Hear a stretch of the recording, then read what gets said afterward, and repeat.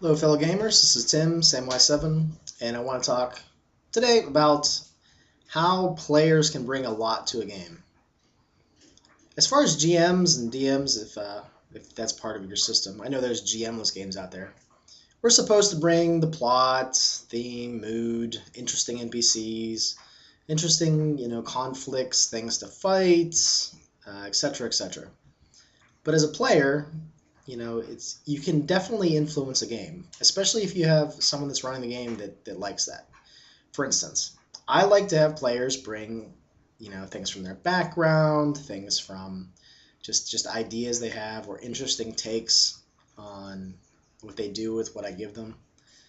Um, it's interesting. It makes the game more enjoyable. It gives the game sort of a surprise, for those that run the game. I don't usually like players that just sit there and like, oh, okay, this is where you want me to go. Okay, well, I'm going to do that. I like players that can push the envelope. They can come up with things I didn't anticipate. They can, bring things in. Like for instance, I'm running a vampire game and a werewolf game using the old World of Darkness. And one of the players decided that, he's going to run a nightclub.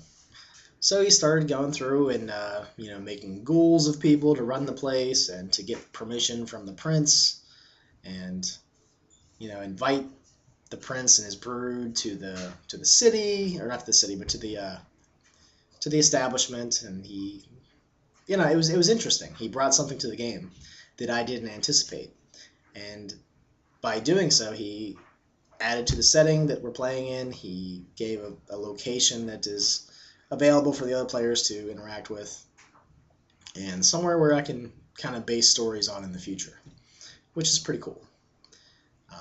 So just as a general rule, if you're a player, don't be afraid to bring side plots in, even in your standard, like Dungeons and Dragons, dungeon crawl, which tends to be a little bit more hack and slash or whatever. You can bring in more background stuff. You can bring in attitudes that your character has towards other people. I'm not just talking about the standard, the dwarves hate the elves hate the dwarves, and they both hate orcs and all that good stuff. But just other things, just the way that they react to things. It's nice to see someone who tries to roleplay as somebody that's different than how they would normally react to something.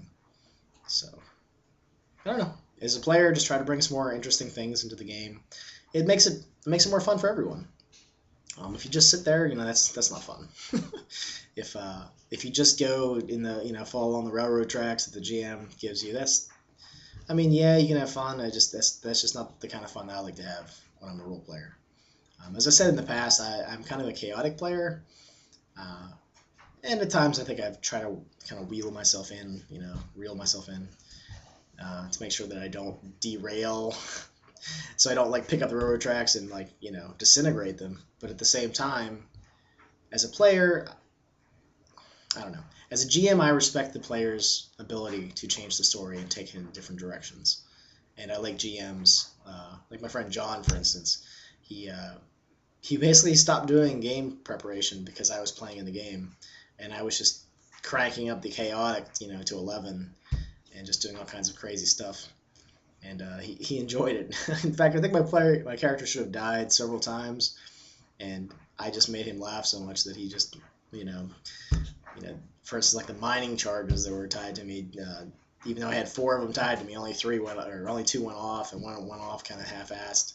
So yeah, I was all messed up, but I didn't die, just because I entertained him so much by trying to run at a group of I don't even remember what I was, the xenomorphs or something in a Dark Heresy game.